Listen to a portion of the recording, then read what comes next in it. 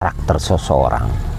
Pak Arinal terkenal karakternya yang sangat keras, berapa kali ribut dengan wartawan, terus dari cara bicaranya juga kurang. Saya lihat ketika dia kampanye, bukan calon gubernur, tapi gubernur 2 periode. Nah, di situ juga udah menunjukkan menurut saya agak quote and quote agak sombong.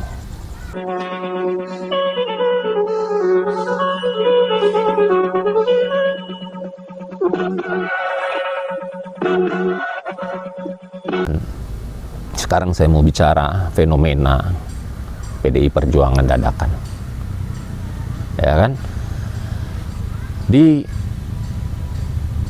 Jawa Timur tidak punya kader yang rintis. Memang Bu Risma kader juga dari kota, tapi ketika dadakan kalah dengan Kim Plus. Di Jawa Tengah sama juga. Di Jawa Barat apalagi memang daerah selalu kalah. Tapi ada di Lampung kalah karena dadakan gubernur. Kemudian di Lampung Timur dadakan kalah. Tapi ada juga yang kader di Tulang Bawang kalah. Di Tanggamus kalah. Dan yang dadakan di Lampung Tengah menang. Apa isu yang membuat menang? Ini analisis saya, belum tentu benar. Para pemirsa juga silahkan membuat pendapat masing-masing, tafsirnya boleh macam-macam, tapi inilah tafsir saya. Di Jawa Barat, Ambu Ane istrinya Deddy Mulyadi, mantan istrinya Deddy Mulyadi, mau masuk ke periode kedua kalah. Ada gergaji angin yang besar. Tapi mungkin isunya memang tepat. Istrinya meninggalkan suaminya Deddy. Nah, isu itu mungkin yang tidak disukai emak-emak atau para kelompok-kelompok lain. Teganya, kamu ada di TikTok itu, kamu nggak bisa jadi kalau nggak tanpa suami Deddy Mulyadi. Tapi di kota tetap bertahan. Kota Bandar Lampung, ya karena berdua masih kompak. Walaupun pernah ada isu perselingkuhan. Tapi Pak Herman Haen tetap mendukung istrinya. Jadi lagi, memasuki ke 20 tahun masa dinasti Herman Haen. Nah, di Lampung Timur, dadakan juga nih. Dawam Raharjo incumbent. Dari PKB, dipecat sama PKB, sama Bu Nuni dipecat, nggak tahu salahnya apa, nggak dapat perahu, ya hampir nggak jadi nyalon. Tiba-tiba PDI Perjuangan boleh nyalon, berpasangan dengan Ketut Erawan. Katanya ditakuti karena Ketut orang Bali, sementara Dawam ini NU. Tapi gembar-gembornya, wah, elektabilitasnya naik. Ternyata kalah. Kalau saya lihat, apa yang membuat dia kalah? Bukan soal karena perahunya PDI, bukan karena orang tidak suka dengan PDI Perjuangan. Memang mungkin ada, tapi kan nggak seluruhnya yang nggak suka itu. Faktornya adalah Dawam sendiri selama 5 tahun ini mungkin cara dia bicara, cara dia memimpin, atau hasil-hasil kerjanya tidak disukai masyarakat. Yang banyak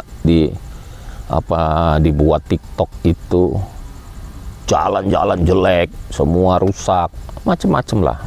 Terus ada yang berkhianat, ada yang mengkamerakan bawa duit banyak. Itu kan berkhianat, mesti orang sendiri yang kamera itu. Nah, kemudian menurut saya hasil-hasil kerjanya. Terus Tulang Bawang induk, Ibu Winarti, istrinya Kadek Suartika, anggota Dewan Provinsi dulu dari PDI Perjuangan. Dulu masih support kuat katanya dari Kadek Suartika, suaminya. Sekarang ini dia kelihatannya kurang, ada isu perselingkuhan istrinya. Tapi nggak tahu kebenarannya ya. Ini isu namanya, ya kan, perselingkuhan. Apakah ini yang membuat dia jatuh? Padahal dia terpilih jadi anggota DPRD Provinsi Lampung, Dapil Tulang Bawang, Mesuji, dan Tulang Bawang Barat. Tapi di pilkada kali ini dia gagal. PDI Perjuangan. Tetapi dia memang lebih banyak berbaju biru muda karena dia didukung oleh Gerindra, Kim Plus. Nah, di PDI Perjuangan dia kurang juga mensosialisasikan calon gubernurnya. Entah kenapa, mungkin karena dia merasa kalau dia bersama dengan Gerindra atau bersama dengan Kiai Mirja, gubernur terpilih ini, dia juga akan terpilih. Ternyata isunya lain gitu. Jadi nggak signifikan, nggak satu arah gitu. Terus bagaimana Lampung Tengah? Lampung Tengah, Ardhito, mantan wakil bupatinya Musa Ahmad, berpasangan dengan Komang Koheri. Komang Koheri ini mantan anggota DPR RI dari PDI Perjuangan yang gagal di pileg kemarin. Tapi dia mencalonkan diri jadi wakil. Memang dari periode sebelumnya sudah mau mencalonkan diri. Ini orang Bali pertama yang jadi wakil di Lampung Tengah ya. Suku Bali pertama. Kok bisa jadi? Padahal waktu debat itu Pak Komang ini lupa Pancasila yang nomor 4, kerakyatan. Nah, apakah itu berdampak kepada masyarakat? Ternyata tidak. Yang berdampak justru menurut saya, ini analisis saya ini karena saya tidak studi. Ini hanya analisis ya, bahwa emak-emak ini menjadi tidak suka dengan Musa Ahmad, bupati incumbent, karena meninggalkan istrinya, menikah lagi dengan istri muda, dokter gigi, dokter ya, siapa namanya lupa saya, itu aktif sosialisasi, aktif kesana kemari.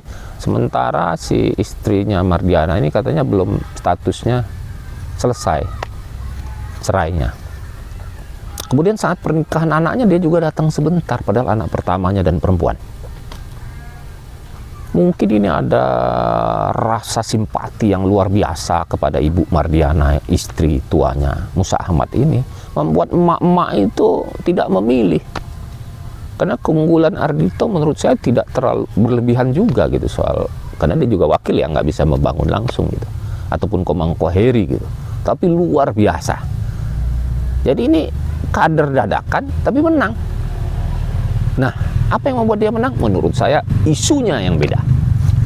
Nah, jadi isunya berbeda-beda, tidak selalu PDI ini salah.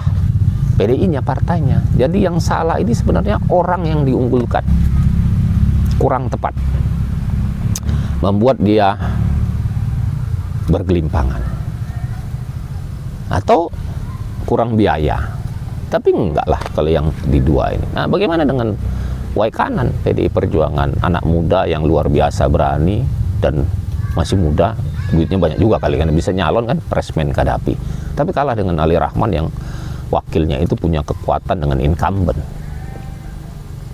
Nah, tapi memang PDI Perjuangan di Y kanan memang nggak kuat PDI-nya. Tapi isu perlawanannya luar biasa, bisa 47% mereka tentang jalan. Tapi mungkin uang saku untuk keliling-kelilingnya kurang. Jadi bensin mobil tuh macet. Tapi luar biasa sudah anak muda itu Resmen Kadapi. Tanggamus, incumbent. Dewi, istrinya Bambang Kurniawan, ingin memasuki dinasti ke-25 tahun pasti ya. Karena Bambang dulu pernah jadi wakil kalau nggak salah. Terus 2 kali periode, suaminya itu 2 periode bupati. Terus 1 periode bupati istrinya, yang kedua ini. Mungkin isunya, atau orang sudah bosan, atau dia kerja-kerja politiknya atau kerja-kerja pembangunannya itu kurang berkenan di hati, atau timnya yang kurang mensosialisasikan hasil kerjanya. Jadi nggak sama PDI Perjuangan kalah ini ataupun menang, tidak sama, kecuali Lampung Barat. Wah, kalau Lampung Barat ini kekuasaannya luar biasa, turun-temurun ini bisa jadi kerajaan, bisa sendiri di situ. Dari kakak, adik ya, dari kakaknya wakil bupati dulu. terus bupati 2 periode, udah 15 tahun ini. Adiknya 5 tahun yang pertama, sudah 20, ini masuki ke dinasti yang ke-25. Saya mungkin bisa dinasti ke-30 karena anaknya Muklis Basri ini, kakaknya bupati sekarang ini, itu sudah jadi anggota DPRD kedua dari Lampung Selatan. Tapi adiknya Laras kalah di Pringsewu sebagai wakil bupati, berpasangan dengan mantan wakil bupati Fauzi. Isunya mungkin karena isunya di sini digembar-gemborkan, katanya sih anaknya Pak Muklis ini, Laras ini, yang didukung PDI Perjuangan ini sering dugem. Nah, sementara pemenangnya ini didukung oleh Kiai, didukung oleh, katanya sih didukung oleh Pak Sujadi, mantan incumbent bupati. Nah, gitulah saudara, pemirsa Gun Santok, jadi beda-beda. Jadi memang kembali baiknya PDI Perjuangan mengusung kader, mendidik kader, walaupun nanti 20 tahun lagi kekuasaan itu akan diambil. Tapi bisa menjadi luar biasa karena kesulitan, kekompakan mungkin akan yang didengungkan oleh Soekarno, gotong royong akan berjalan, sharing nanti biayanya. Karena kompak, karena dia tidak ngambil orang luar. Kalau ngambil orang luar kan iri yang di dalam itu. Sudah capek ngetik dari kecil sampai kapan, warawiri turun ke sana sini karena nggak punya uang, buntu, nggak bisa nyalon. Jadi ketika pemilihannya masih begini kan butuh uang.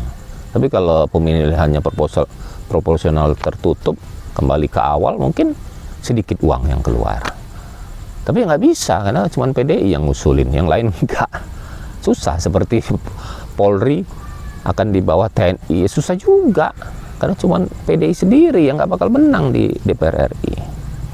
Jadi kekalahan Pilgub Arinal ini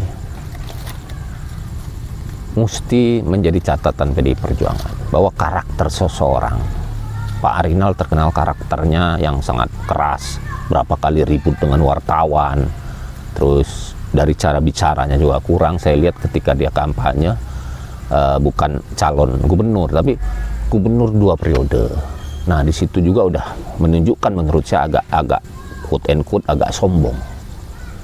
Jadi mengumpulkan dangdutan itu ya itu masa cair menurut saya, tidak langsung pemilih. Buktinya luar biasa suaranya Mirja ini 82% itu baru terjadi di sejarah anak muda yang sudah pengalaman sih dia sebagai anggota DPRD ya. Kalau soal gubernur ya belum pengalaman. Ya untuk mendapat pengalaman kan harus jadi gubernur dulu. Orang banyak sih di daerah-daerah lain ini suka bermasalah ya. Suka bermasalah mengatakan, wah itu calon belum pengalaman, jangan dipilih, pilih yang pengalaman. Nah, dia dulu juga belum pengalaman jadi gubernur. Sama kayak Jokowi dulu belum pengalaman jadi presiden juga. Ya kan, untuk jadi dapat pengalaman itu kan orang harus bekerja dulu. Atau orang harus jadi gubernur atau jadi bupati atau jadi wali kota, baru dia bisa dibilang pengalaman. Jadi opini itu ataupun slogan-slogan itu salah menurut saya, kurang tepat lah untuk diberikan kepada lawan politik kita yang belum pernah menduduki jabatan itu, yang banyak akhirnya tumbang. Tapi Jokowi menurut saya berhasil memenangkan area pertempuran yang keras, Jawa Timur, Jawa Tengah, Jawa Barat kelihatannya masih milik Gerindra lah, Prabowo atau Golkar. Kemudian Banten ya, kemudian Sumatera Utara. Nah, Sumatera Selatan ini saya nggak lihat langsung, tapi menangnya Herman Deru ini habis ditelepon Kaisang katanya, terus ditelepon Pak Jokowi. Nah, ini jangan-jangan sumber suara juga untuk 5 tahun ke depan Gibran akan dicalonkan menjadi presiden. Nah, kita doakan saja Pak Prabowo sehat-sehat dan berada di jalan yang benar. Jangan relnya sampai meleset, nanti tumbang. Mudah-mudahan ada perubahan yang baik ke depan, dan para petinggi di atas ini jangan ada banyak contoh yang selalu meminta maaf, karena maaf itu baik. Tapi kalau cuma di bibir aja tidak baik. dia akan mengulangi. Nah, Gus Miftah sudah memberi contoh kata-kata gobloknya, akhirnya dia mengundurkan diri. Cukup sekian analisis dari saya, mohon maaf kalau ini salah. Mohon saran untuk PDI Perjuangan, cobalah berubah, merdeka.